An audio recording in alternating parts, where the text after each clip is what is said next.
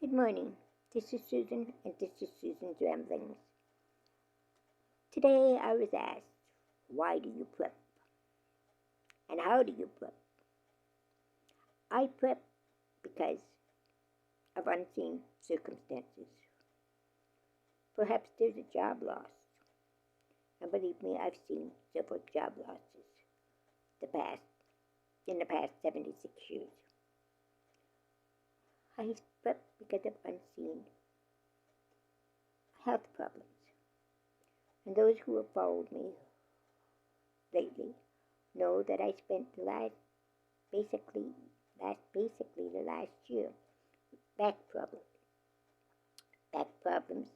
that were severe enough where I couldn't even walk. And when I was able to walk, it was in great pain. And it went for about 8 months before I found any relief at all. And I was unable to leave the house. So my stockpile came in handy. Very, very handy. That's why I prep. I don't prep because of the end of the world, although they may come, but that's not my reason. I also don't prep because of shortages. Now people are going to argue with me on this one, but I prep because of food prices. I don't prep because of shortages.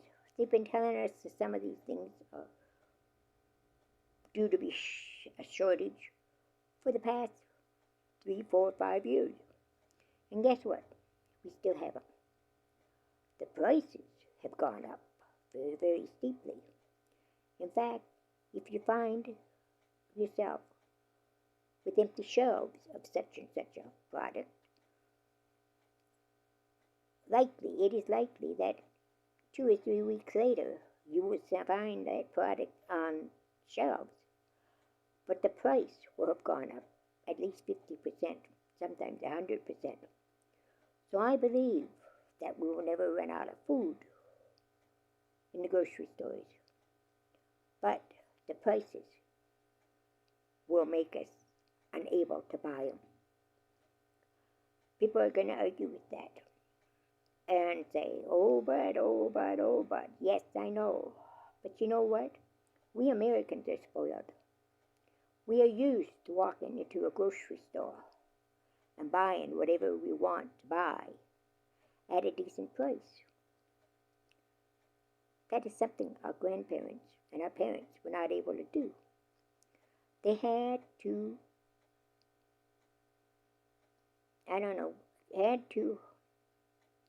furnish their own food. They had to furnish their own food. They had big gardens. They had animals. We can't do that in the cities anymore. Or most cities we can't. We're used to going to the grocery store and buying everything we want. But our parents didn't have that luxury. They had to raise it themselves and then preserve it. And we've gotten away from that. But we're going to have to get back to that. So, that's why I prep. That's how I prep. Now, another thing I do is, all of our food and all of our items we buy are on a cycle, on a sales cycle. Now, January is mostly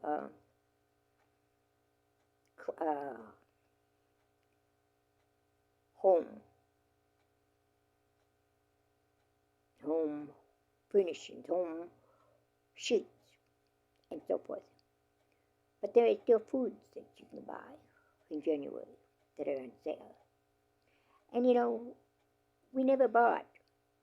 We always buy on sale.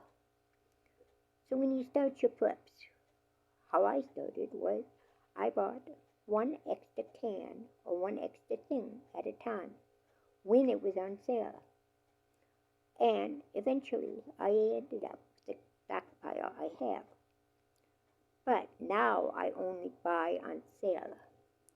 And I had to take some time to determine how much I needed during that cycle time. And most items go on sale every 6 to 8 weeks. So I had to figure out how many cans or how many items I used in that 6 to 8 weeks. So I could buy it on sale and replenish my stockpile. So I'm never short. Also, you buy the clearance. Now my store doesn't have clearance meat. I'd love to have clearance meat, especially with these high prices. But they have clearance produce, and they have clearance bread at times. They have clearance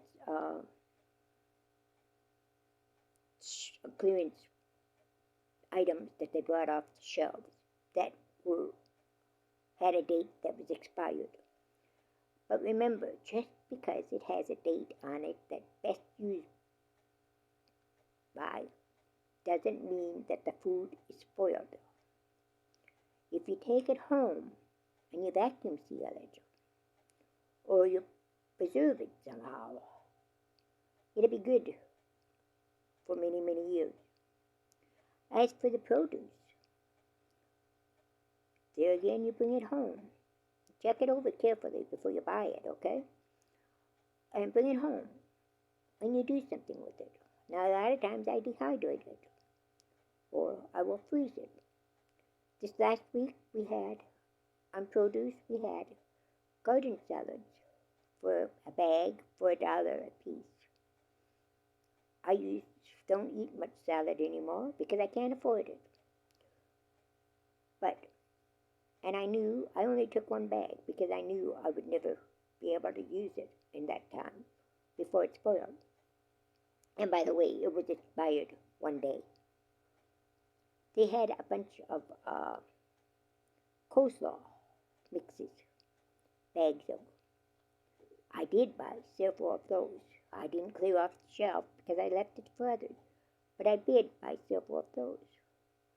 And I brought them home and I exposed them in individual packages. So all I have to do is take a package out of the freezer and use it, either in soups or in coleslaw or whatever else I want to use it for. And that way I was able to save most of it. I found 2 pounds of berry carrots for $1. I did buy several of those packages. They were dehydrated, and they were also put in soups. Yes, you watch that. You watch your clearance, and you watch your sales. And that's how you build your stockpile, and why you build your stockpile. Have a great day. God bless.